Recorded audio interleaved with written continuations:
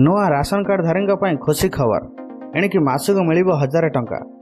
କେଉଁମାନେ ପାଇବେ ଓ କେମିତି ପାଇବେ ଚାଲନ୍ତୁ ଜାଣିବା। ସମ୍ପୂର୍ଣ୍ଣ ଭିଡ଼ିଓଟି ଦେଖିବା ତା ପୂର୍ବରୁ ଭିଡ଼ିଓଟିକୁ ଲାଇକ୍ କରି ଚ୍ୟାନେଲଟିକୁ ସବସ୍କ୍ରାଇବ୍ କରିଦିଅନ୍ତୁ। ଲୋକଙ୍କ ସୁବିଧା ପାଇଁ ସରକାର ବିଭିନ୍ନ ସମୟରେ ଭିନ୍ନ ଭିନ୍ନ ଯୋଜନା ପ୍ରଣୟନ କରିଥାନ୍ତି, ଯାହାଦ୍ୱାରା କୋଟି କୋଟି ଲୋକ ଉପକୃତ ହୁଅନ୍ତି। ଏଥର ସରକାର ରାସନ କାର୍ଡ ଧାରୀଙ୍କ ପାଇଁ ସରକାର ଏକ ନୂତନ ଯୋଜନା ଆଣିଛନ୍ତି।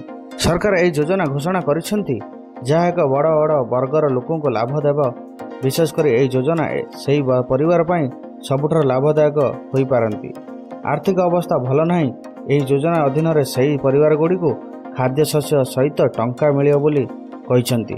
ପ୍ରତି ମାସରେ 1000 ଟଙ୍କା ମିଳିବ।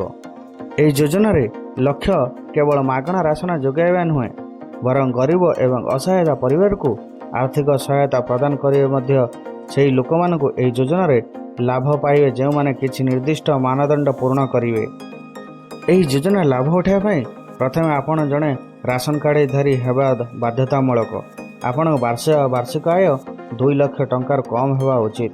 ରାସନ କାର୍ଡରେ KYC ଥିବା ଉଚିତ। ଏହା ଅଧୀନରେ ପ୍ରତ୍ୟେକ ହିତାଧିକାରୀଙ୍କ ବ୍ୟାଙ୍କ ଆକାଉଣ୍ଟକୁ ପ୍ରତି ମାସରେ 1000 ଟଙ୍କା ଆର୍ଥିକ ସହାୟତା ପଠାଯିବ, ଯାହାଦ୍ୱାରା ଏହି ଯୋଜନାରେ ସ୍ୱଚ୍ଛତା ବଜାୟ ରଖିବେ। ଏହି ଯୋଜନାରେ ଲାଭ ପାଇବା ପାଇଁ ଆବେଦନ ପ୍ରକ୍ରିୟା ବହୁତ ସରଳ କରାଯାଇଛି।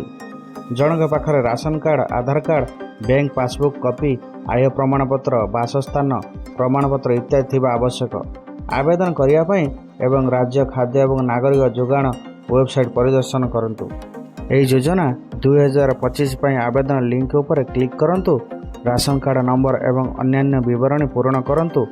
ଡକୁମେଣ୍ଟ ଅପଲୋଡ଼ କରନ୍ତୁ। ଏହାପରେ ଫର୍ମଟି ଦାଖଲ କରିଦିଅନ୍ତୁ। ସରକାର KYC ବାଧ୍ୟତାମୂଳକ କରିଛନ୍ତି, ଯାହାଦ୍ୱାରା ଏହି ଯୋଜନାରେ ଲାଭ ସଠିକ୍ ହିତାଧିକାରୀଙ୍କ ପାଖରେ ପହଞ୍ଚି ପାରିବ।